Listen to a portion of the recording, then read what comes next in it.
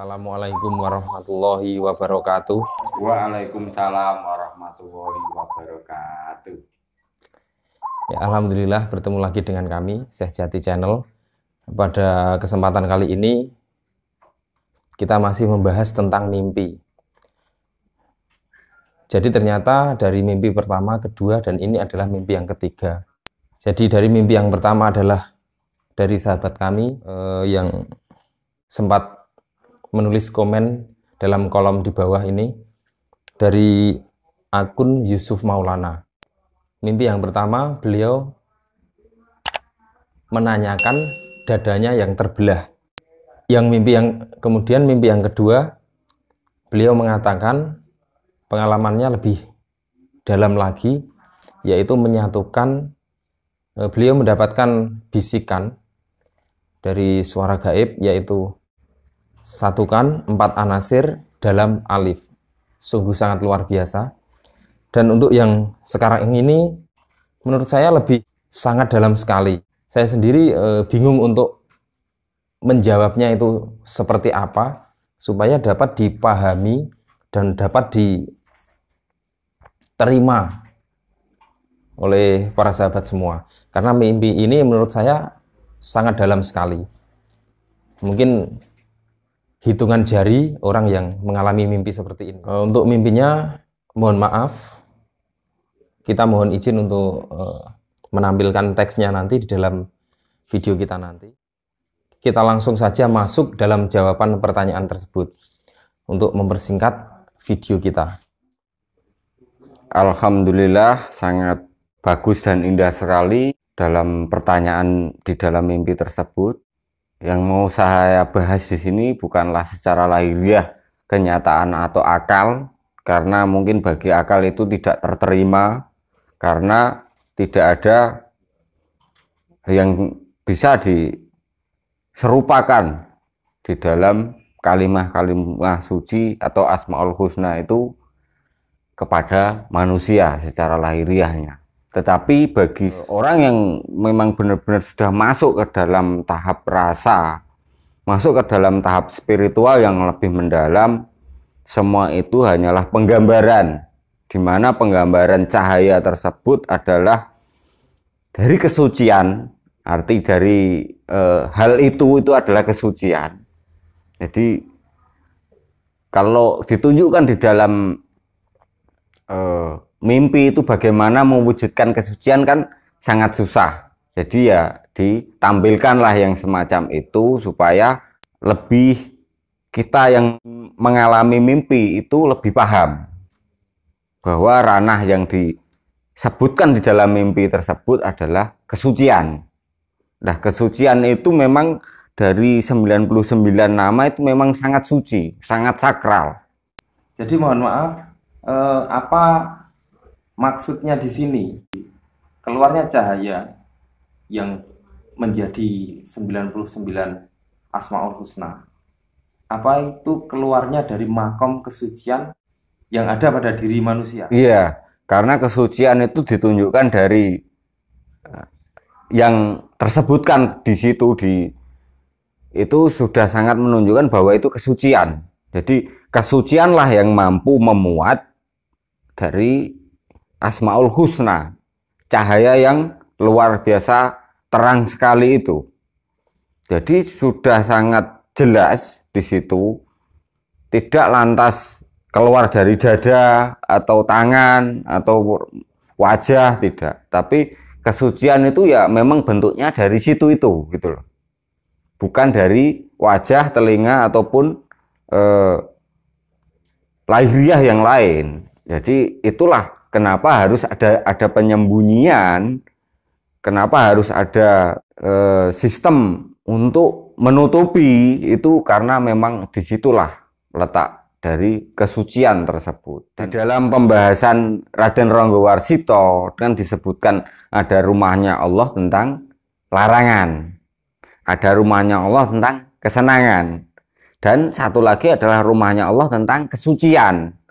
Nah, di situ sudah sangat jelas disebutkan bahwa di dalam mimpi kita ini menyebutkan keluarnya cahaya atau Asmaul Husna yang sangat bercahaya itu memang harus dari kesucian, bukan dari tempat larangan, bukan dari tempat yang dikesenangkan itu sendiri gitu. Dan itu sangat jelas, berarti sangat jelas, mungkin bisa dipelajari lagi dari arti dari pelajaran martabat 7 serta serat wirid ya, semacam itu bisa dikupas di situ, bisa ketemu. Ya, terima kasih untuk jawabannya ya, semoga bisa diterima.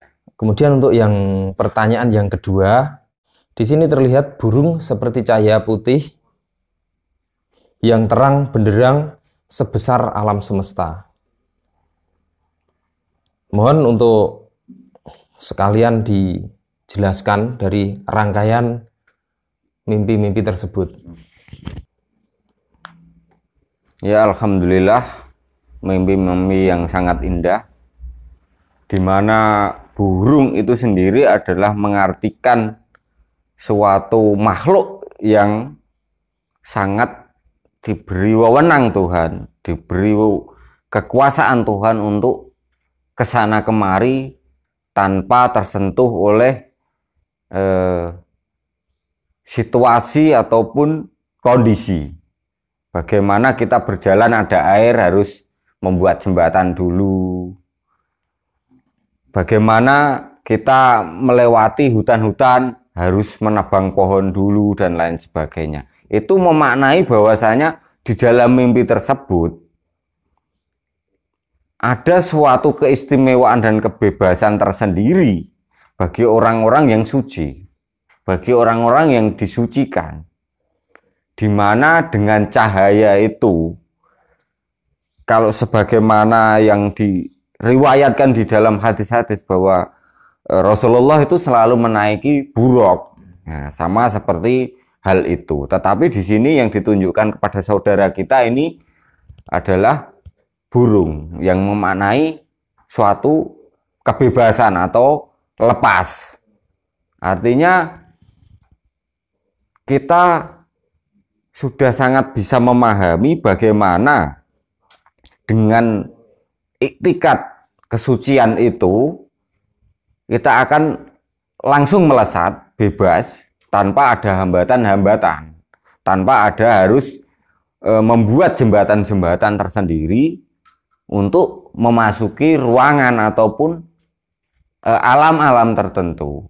Jadi kalau kita bisa katakan itu sudah, burung itu kan lebih besar dengan dunia. Artinya menunjukkan bahwa tidak lagi ada sekat antara makhluk itu dengan dunia itu. Dia sudah bisa melihat dari sisi arah manapun, bisa sampai dari sisi arah manapun, dan kurang lebihnya seperti hati yang hilang dari sekat-sekatnya. Jadi luas hamparannya terlihat semuanya.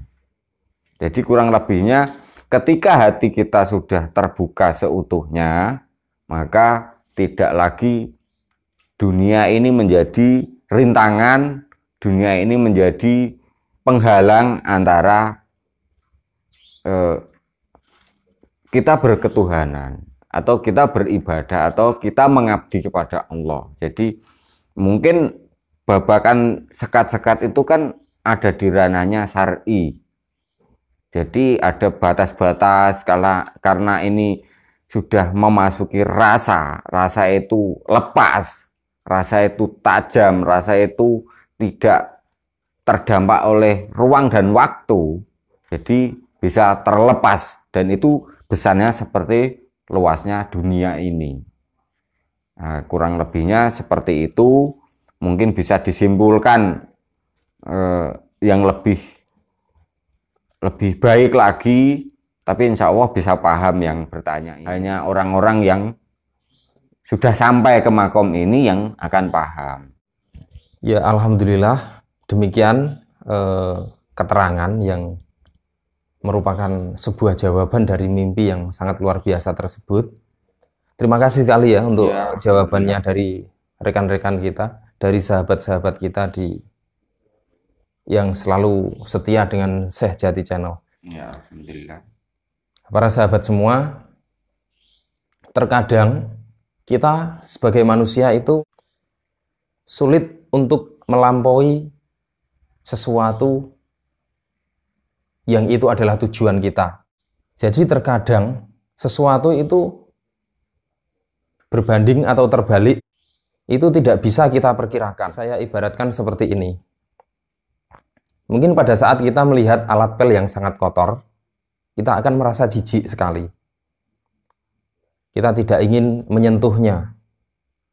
Tapi pada saat alat tersebut digunakan untuk membersihkan lantai masjid, maka ini akan memediasi kita untuk beribadah kepada Allah. Dimanapun letak makom kesucian, sesungguhnya itu adalah kehendak Allah, bukan kuasa kita sebagai makhluk yang lemah. Dan terkadang kita tidak berpikir bahwa dengan melampaui atau dengan mengalahkan kelemahan kita, maka di situ kita baru akan mampu masuk dalam tujuan yang kita capai. Dan disitulah anugerah yang sangat sulit kita raih. Karena pada saat kita mengalahkan sisi kelemahan kita, sama saja saat itu kita berperang hijab dan menang. Jadi pada saat kita sudah mampu untuk melampaui tujuan awal atau tujuan pertama kita, maka selanjutnya kita akan menjadi lebih bebas dan lebih besar untuk memahami baik itu lahiriah maupun ruhaniyah. Demikian apa yang sudah bisa kami sampaikan. Wallahu a'lam bishawab. Wassalamualaikum warahmatullahi wabarakatuh.